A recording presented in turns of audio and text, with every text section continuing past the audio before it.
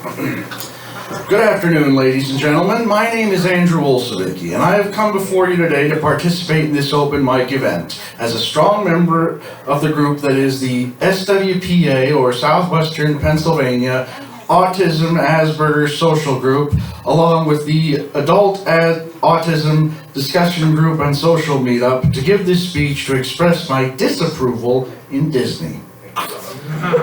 One of the biggest areas being in the Marvel Studios in their last Avengers movie, which had several unpleasant things in it, including not only the falsely stating that you can't change history, but in the process dissing the movie Back to the Future, which really upset me, and is completely disrespectful to the movie, given that Disney rejected making that movie because of the scene between Marty and his mom in the car, and yet they bought Star Wars, which in The Empire Strikes Back involves Leia giving a rather intimate kiss to her brother.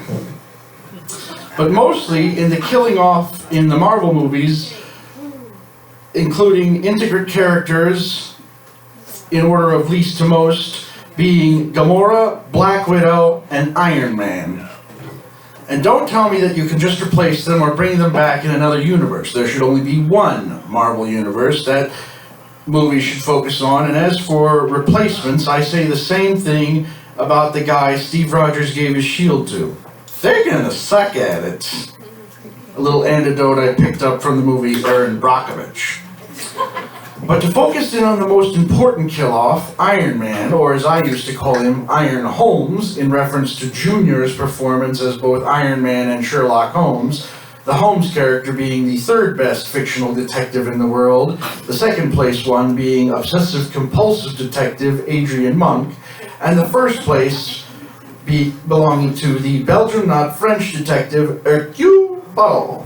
I have demoted Junior to Tin Tiger because Tin is weaker than Iron, and Tiger because it is the name of Monk's second assistant detective, and to add insult to injury, since it was Dr. Strange who set this up by viewing the future, and since that actor also has played Sherlock Holmes, I have decided instead of calling him Surgeon Sherlock, that he will now be N.P. Fleming, N.P. meaning nurse practitioner, and Fleming being the name of Monk's first assistant detective.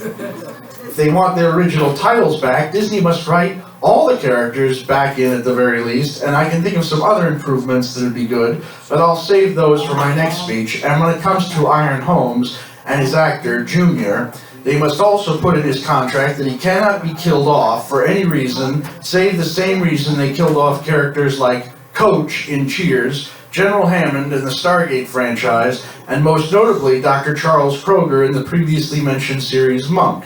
The reasons they were killed off being that the actors who played them died in reality. My biggest reason for doing this is because I don't want Iron Man's kid to go through the same misfortune he did growing up without a father. This, of course, being completely inappropriate for a Disney story, and in my mind, especially since it can be avoided.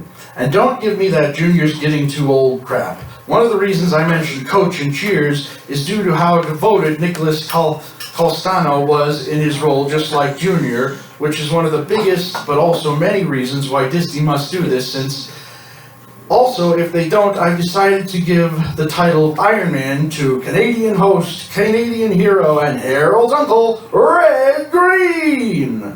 The reason being, in the 1996 episode 137 of The Red Green Show, Red says, "I could be the next Cal Ripken Jr. Just call me the Iron Man," meaning he called it first, so unless Stark is brought back to life, the default of that title goes to the character Red Green.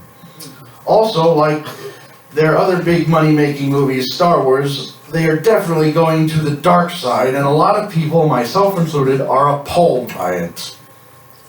And on a side note, if they do wish to resume making Pirates of the Caribbean movies, I think it should only end in a way that Jack Sparrow becomes the last pirate in existence and is cursed to stay that way and not be able to use his title again until 1903, which when after being gifted immortality, he helps get the name of the only pirates who should exist in this world. In other words, the ones who play baseball right here in Pittsburgh. That's right. Our big bucks, the Pittsburgh Pirates. later at the end of the movie, his way into he should get into owning them, which if you ask me would be a big improvement over the current administration. But until Disney does this, I curse them to always be seen as an organization that went to a side even darker than the one Anakin Skywalker did when he became Darth Vader.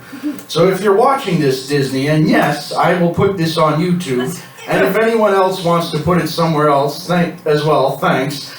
If you want our respect back, you have to earn it by doing what I have said, and more, for all three of these movie franchises, and more in ways than the ones I have stated here. Okay then. If any of my family members are watching this, I hope you will remember my resolve in this area, and also remember my coin phrase, in the words of the Germans, it could always be wurscht. And to the rest of you, thank you for watching. Until next time, in the words of the aforementioned Red Green, keep your stick on the ice.